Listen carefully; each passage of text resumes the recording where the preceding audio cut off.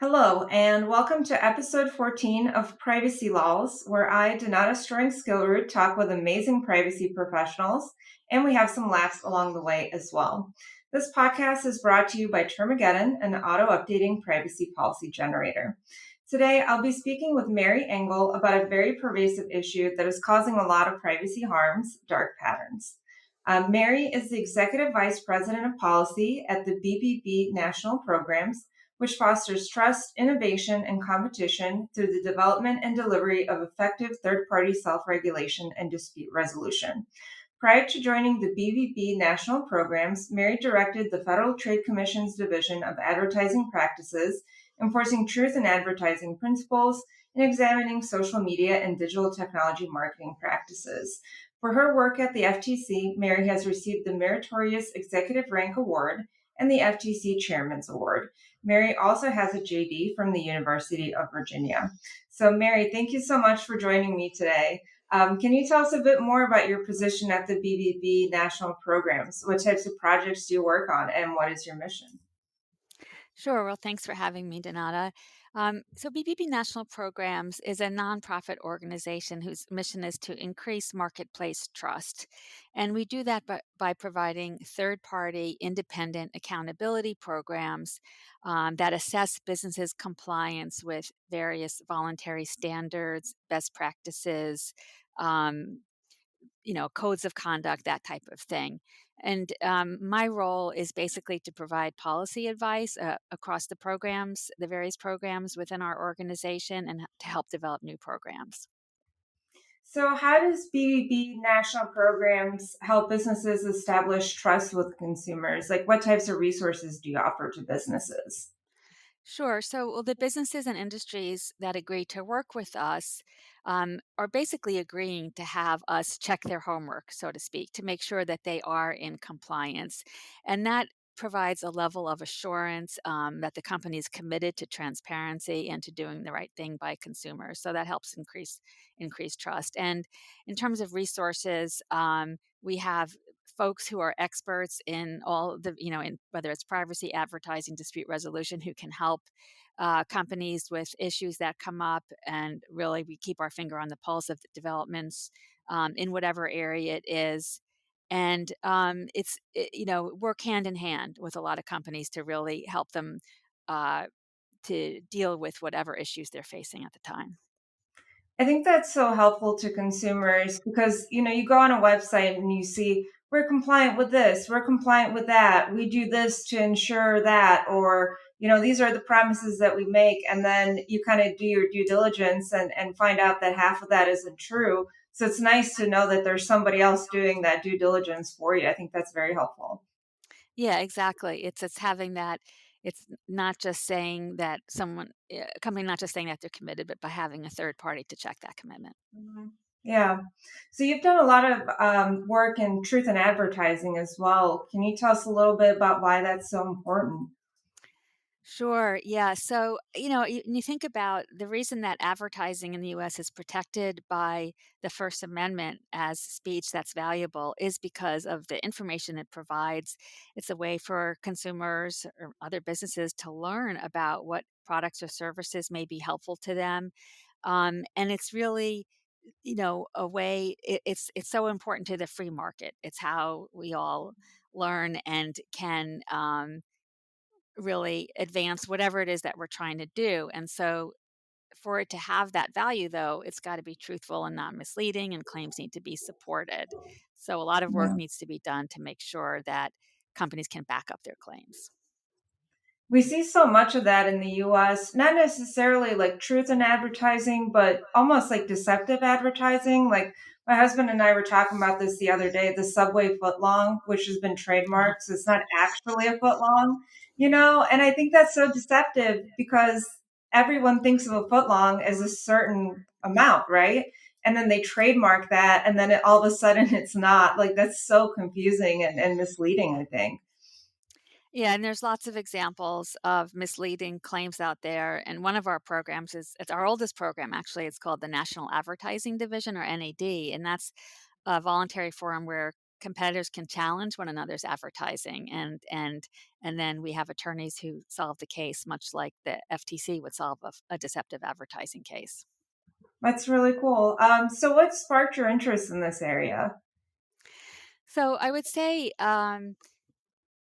it's I don't know, maybe a little bit embarrassing in terms of something very basic, but when I was, a young lawyer and I was practicing at a law firm, but thinking about what I wanted to do for the rest of my career, and I was definitely wanted to do something public service oriented, something that would serve the greater good, and I happened to see an ad that, the FTC, the Federal Trade Commission, needed lawyers to work on false advertising cases, and I thought, "Oh, false advertising, that sounds interesting. Maybe I'll give that a shot."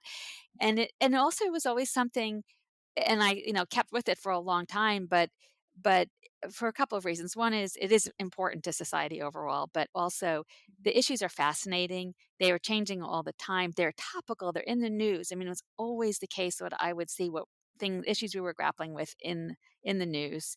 And it's really easy to explain to your friends and family what you work on too. It has that benefit. That's very true. I have a very hard time explaining to friends and family because we do privacy policies, right? And people are like, Yeah. "Ah, well, nobody reads them," or "I don't even know what that is." So it's nice to have something where it connects to people's everyday lives, right? Exactly, exactly. Yeah, we can all Uh, relate to the ads we've seen. yeah, absolutely. So speaking of that, something that we as consumers see all the time, and I think lawyers are more attuned to this. A lot of consumers may not realize that this is happening, maybe tricked by these things. And to be honest with you, I've been tricked by it too, which is dark patterns, which is our topic of discussion today. So, can you just give us a quick overview of what dark patterns are? Sure. So there are various definitions, but generally speaking, dark patterns are online interfaces that impede users' ability to make choices or decisions, that somehow trick or manipulate them or deceive them into taking an action that they otherwise wouldn't take, whether it's buying a product or signing up for a subscription or giving away personal information that they otherwise wouldn't have. Yeah, and why are they so harmful? Well, almost by the definition of the way dark patterns are defined, it is that these actions that consumers are being tricked into taking are harmful to them, that they're making a choice they wouldn't have otherwise. And in the privacy realm, that generally is either intentionally or unintentionally, giving information, signing up for something where their information is being collected unbeknownst to them, or entering information. It could be both passive and active in that way. hmm Yeah, we see that so much in privacy, whether it's from signing up for email newsletters or submitting forms or consenting to being tracked. I mean, it's absolutely everywhere and extremely pervasive. And we see a lot of vendors offering default options that are just basically dark patterns. Or we see businesses adapting products that may be compliant and making them into dark patterns. Yes, exactly. And I think, one of the areas where that's seen a lot is with cookie banners, Mhm. where those are presented in a way that it's very difficult for you to exercise your choice. And really, they should be presented in a way that is equally easy to choose, whether you're accepting which cookies you're accepting. Absolutely. I think it's interesting because you see like the design of the banner and there's a lot of issues there. And then you see the text of the banner. And I like a couple days ago, I was visiting a website and obviously like I pay particular attention to this because I'm a privacy lawyer. But I saw one that's like, we use cookies and cookies are delicious, but don't worry, these cookies are 0 calories. So it's no problem if you accept that. And I'm like, how did you manage to violate my privacy and call me fat all through a cookie consent ban? Oh my gosh. Like, that is almost impressive. Yeah. So there are some categories of dark patterns that kind of just describe different ways dark patterns may be employed. So the first category that I wanted to kind of chat about is overloading. What does that mean, and what is it? Yeah, so overloading is a term that's used to describe the practice of bombarding consumers with so many prompts and requests to provide information that they basically get worn down and they just start, providing information that they otherwise wouldn't have.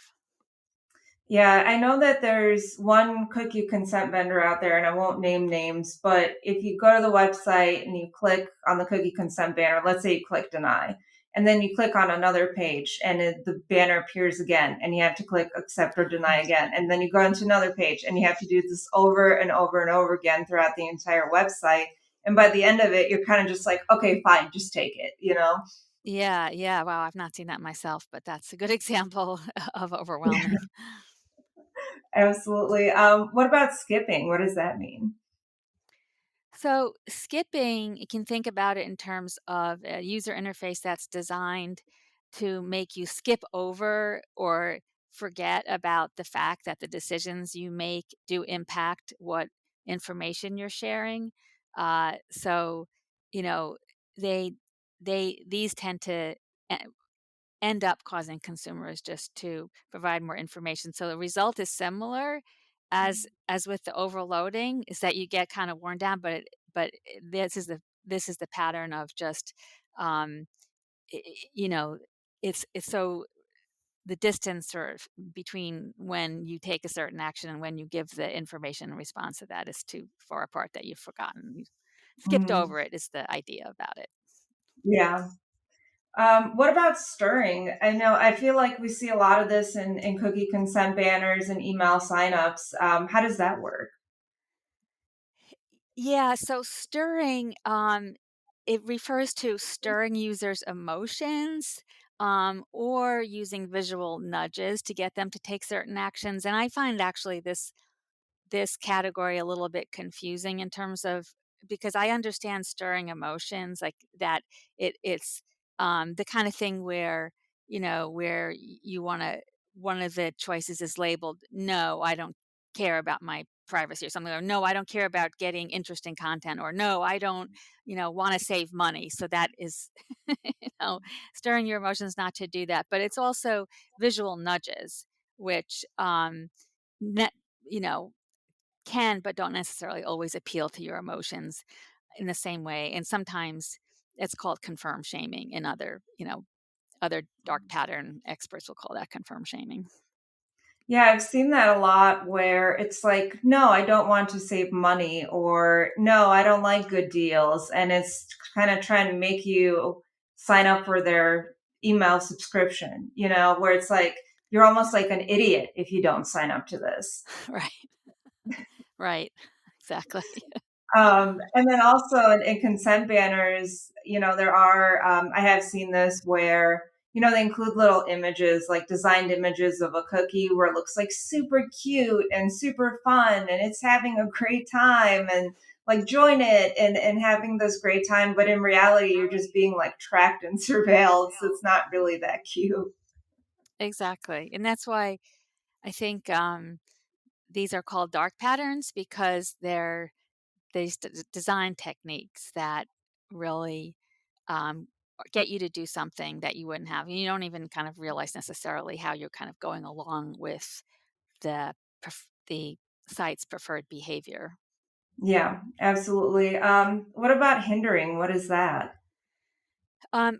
Again, it's just making it difficult for consumers to exercise choice or obstructing them from doing that. So I think there's some overlap in these categories because I feel like um, that could be like the pattern that you described earlier of every time presenting the cookie banner on every page as opposed to just when you first start would be a good example of hindering.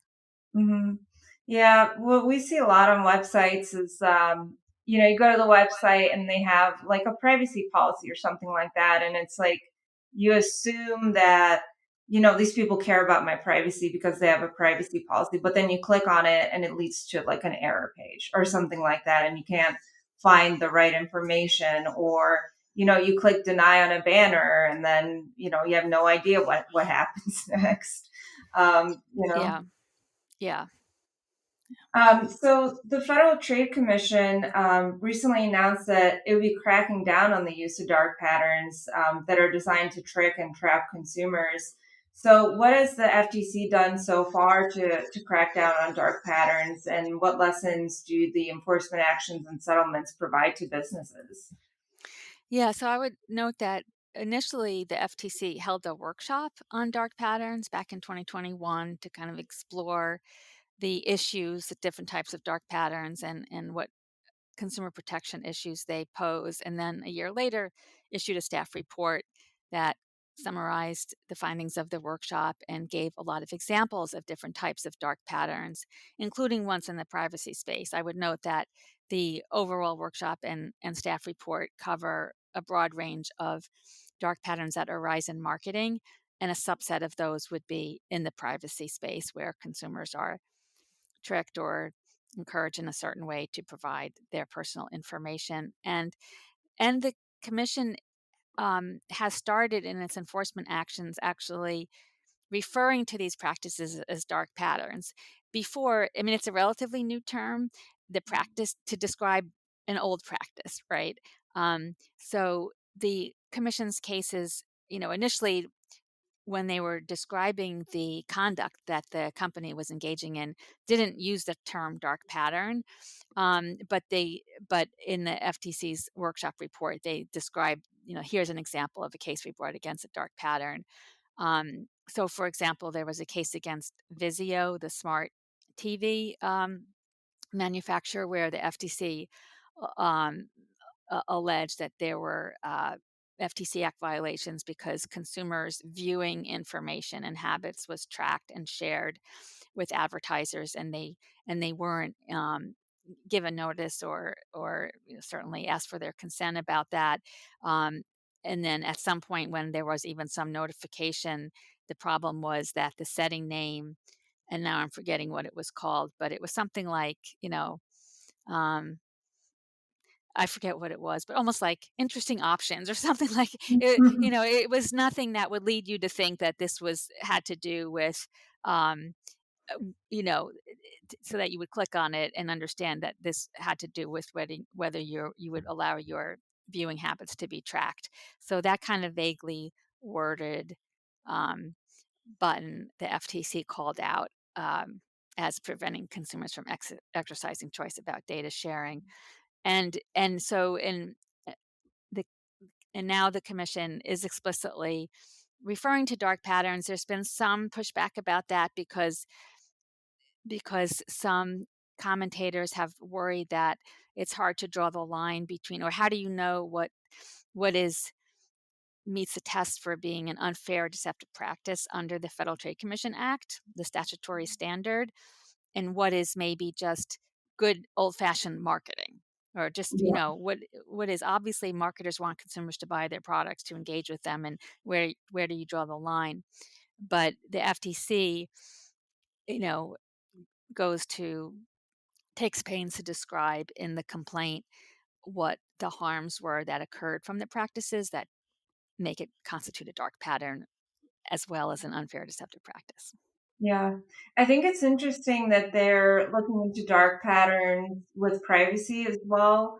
And in addition to looking at dark patterns with just regular things like buying a subscription or purchasing a product, I think that's very, very helpful to consumers. And I mean, I myself have been tricked by a dark pattern as well. So I remember going onto a website and looking at a product, and it was like, this sale ends in 15 minutes, and there's like a little countdown, and it's like, oh man, I really want this price is really good, I only have 15 minutes to buy, and I better buy this now. And it was one of those products that I didn't like necessarily need, but I wanted it, and it was on sale, so I was like, all right, I'm gonna get it. And I bought it, and then a couple days later I go onto the website just to like look at some features of it, and it says, sale on this product ends in 15 minutes. And I was like, okay. So then I wait 15 minutes, and I'm looking at the website for 15 minutes because I'm interested in this, right? Right. Like I have the time. So I'm looking at it, and then the 15 minutes counts down to zero, and then the timer resets. And I'm like, wow, like I have been tricked. And it was a product that I wanted, but I actually went back and said, I'm going to cancel my purchase. I don't want this anymore because you literally tricked me into buying it. And I think that just, and I'll never buy from that brand ever again. Mhm. And I think that just ruins a business's reputation because in reality, if I wasn't tricked like that, I would have continued with my order. Maybe I would have placed other orders in that store. But after that, I've never visited their website again. Yes, that's a really good example of how using these types of practices can destroy trust with consumers and lose business and that's such an important issue for companies and to be thinking about instead of just sort of the short term. Well, I'll get more consumers to click and buy if they think it's time is running out. And the FTC has definitely called that out that type of practice. These are false claims of Mhm. limited time or limited quantity or how many people have bought in the last hour or something. You see those types of things. So how many people are looking at this thing at the same time. All of these to create a false sense of urgency to get you to take an action.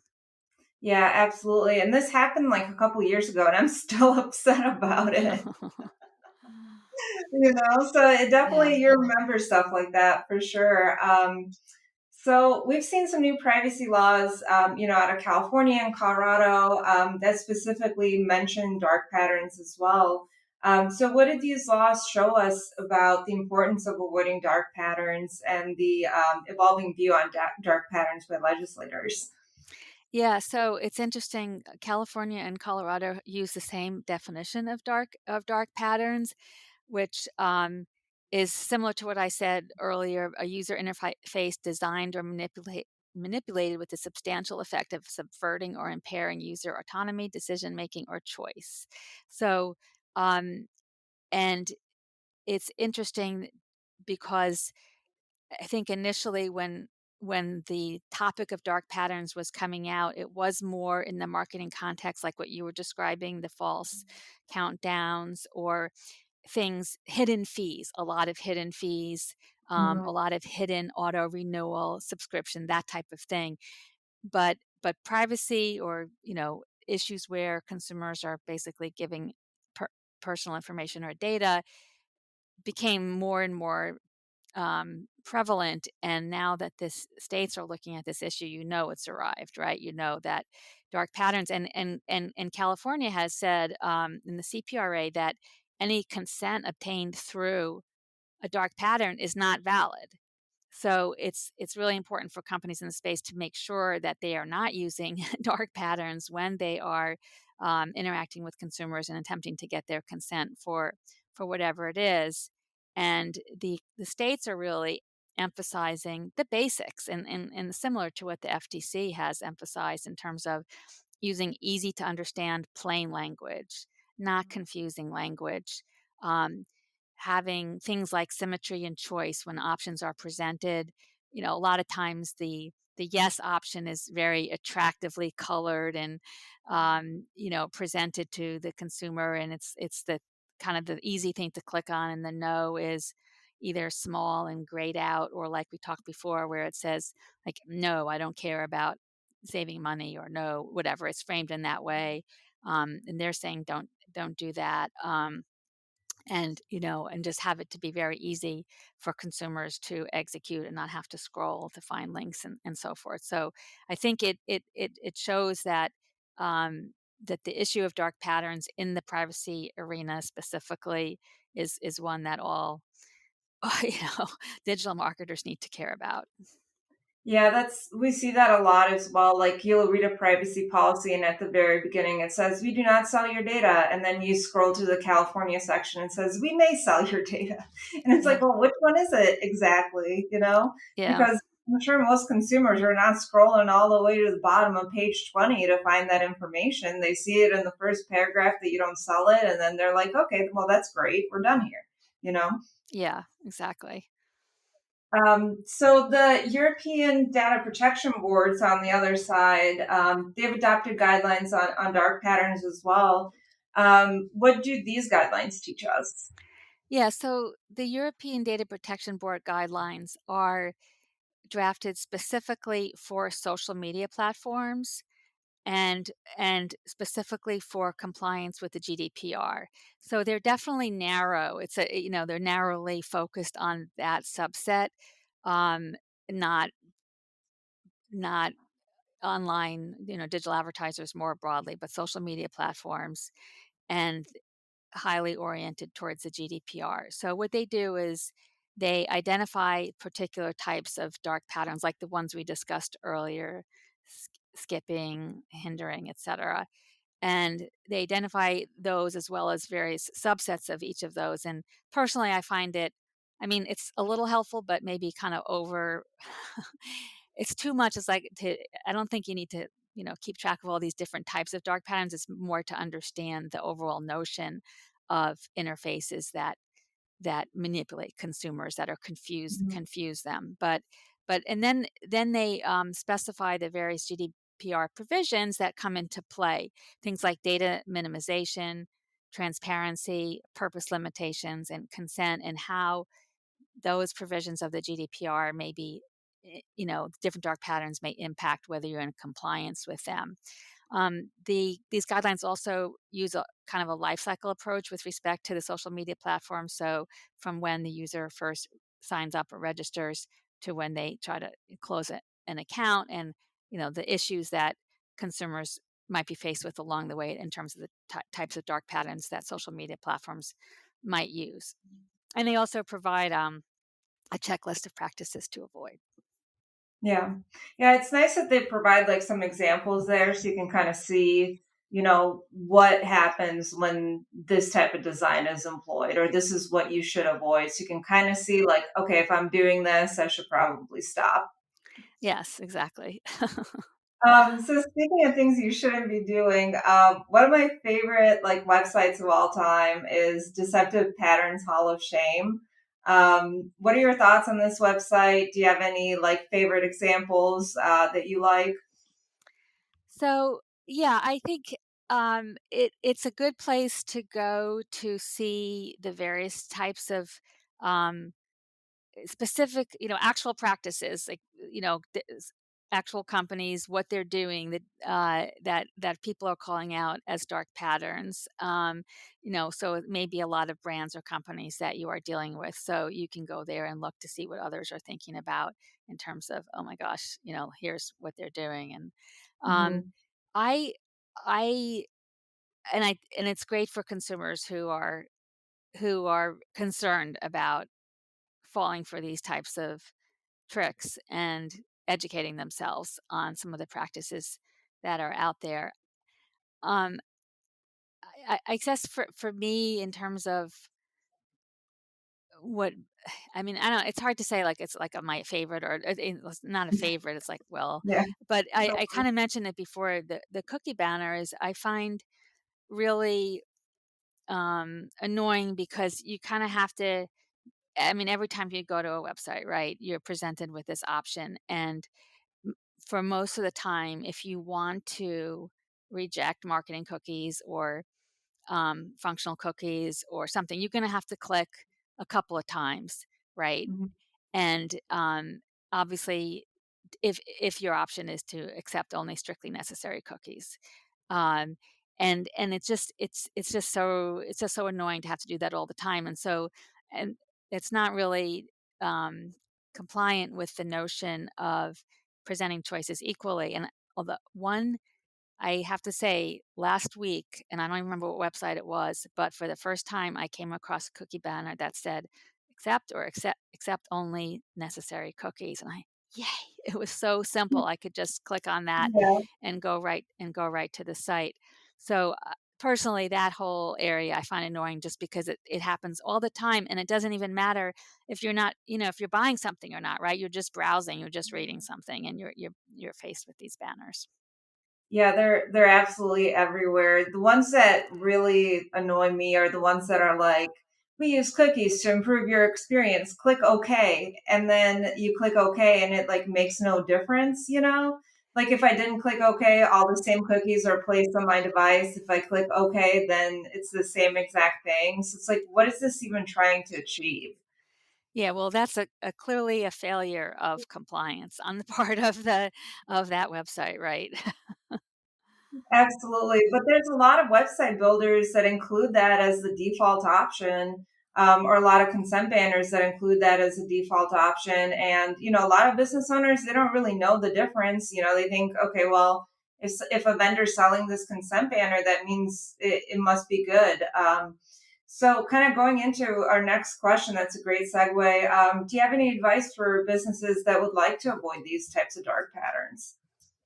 Yes, yeah, and I think there's a couple of things, and the first one would be to think about data minimization. That's a requirement of so many privacy laws nowadays, anyway.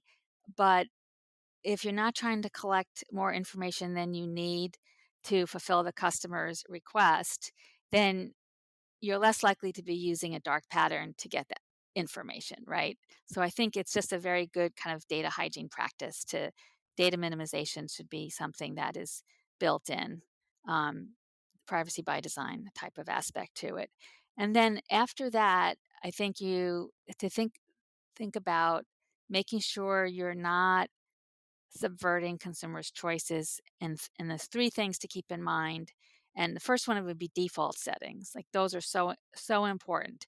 So, make sure your default settings are not set to collect, use, disclose, the information that you don't need and in ways that consumers wouldn't expect, right? So, having things default set on is not a good practice.